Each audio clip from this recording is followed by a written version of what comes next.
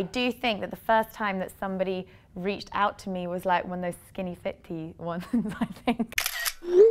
And now I still have a pantry to this day full of skinny fit tees, so I apologize to my followers for posting that, because I don't think I ever once used it.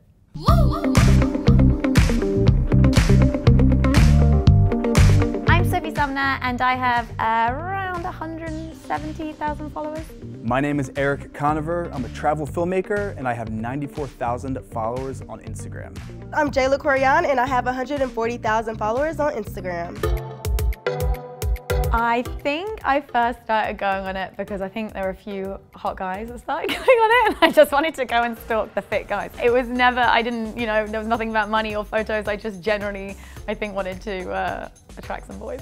I downloaded Instagram when it first came out in 2013, and then I actually deleted the app. I just thought it was pointless, it was a waste of time, and then I started a YouTube channel. I started making YouTube videos, and I remember people asking me you should really get on Instagram. And I don't think I really knew what it was. I'm like, well, what is this? I know about YouTube, but. When I first started, there was no strategy. Pretty much just post whatever I wanted. Most of the pictures were iPhone, right from the phone to Instagram. I can't post directly, so I normally have to do camera, Instagram. I have to do both. I have a pretty love-hate relationship with Instagram. Sometimes I'm like, right, I've got to post everything. Here's my coffee. Yes, people need to know what coffee I'm drinking. When you're being more consistent is when I tend to see people, gravitating and my following growing. My Instagram really started to grow when I started programming the content. I realized that if I posted at 3 o'clock Eastern time, then people in LA at noon would see it when they're having their lunch, people back in the UK would see it after work, and then all the way in, say, Tokyo, the next day was starting, so people would see the content at breakfast.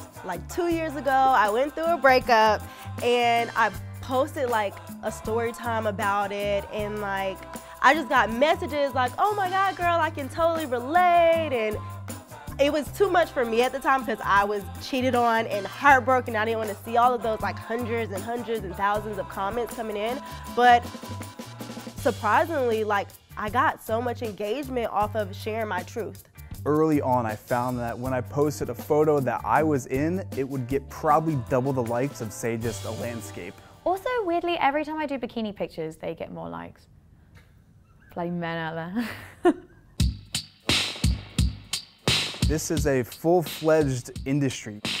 As long as you're providing some kind of value to your audience, entertainment, information, a laugh, anything, people are, I guess, okay with seeing Instagrammers do paid work. But there are the ones that, they see that and they say, they say you're a sellout, but if you have a store, posting that you're sold out is probably the best sign that you could ever put in your store shop window. So in my eyes, I don't necessarily think it's a bad thing working with brands. I've been super cheeky. If I like a brand, I'll reach out and be like, hello, just me, just wondering if you want to team up and I could get some free product. I never ask for payment. I have friends who have 40,000 followers and they won't do it for less than X amount of money, but they will reach out to the brand. Maybe I'm just too British, but I feel bad kind of reaching out to a brand saying I like them, send me free stuff and then pay me. But if they reach out to me and they ask for a number, I'll give them a number. I do remember the first brand that I reached out to back in the day, and I was like, hey, I have I don't know, 5,000 subscribers, 5,000 followers. Initially it was not paid, it was just, we'll send you product for you to post. And I was very much excited about that. I'm like, oh my God, I get this cute clothes for, they're just sending it to me. It wasn't a job, it just I fell into it. When I started modeling, you'd go in, they take your headshot or whatever, and they kind of asked you, they were like, oh, what do your parents do? I remember thinking that was quite strange, but they were interested to see how they could kind of sell you, I guess, or if your parents could help. And now the first question they ask is, what's your Instagram following? It's a fine line, right? It's a fine line of whether you feel super narcissistic or whether you feel like you should be sharing something. I should probably push Instagram a lot more than I do. It was honestly only in the past couple of years or the past year that people were reaching out and sending me product and asking what my rate was, and I'm like, wah! I have no idea what to tell you, because literally you're then just pulling out a number out of a hat and just guessing your worth of a photo. It's bizarre. You have to look at the brand's content, and if you can see your content aligning with theirs, you believe in their values, and it's still very much in your nature of what you would post, that's how I choose if I'm going to work with a company or not. When I first started kind of accepting offers from Instagram, I pretty much said yes to everything. Now, actually, I tend to like to do little baby brands, or sometimes you get really nice messages on Instagram, people reach out and they're like, look, I just started this, and that's a little bit, to me, is a lot nicer rather than pushing, you know. I mean, don't get me wrong, I just like for Toyota and totally took that paycheck, but I do like kind of the more like baby brands, and they've got to relate to you. It didn't work when I was posting about milkshakes and fit tea because, you know, it's not really my jam.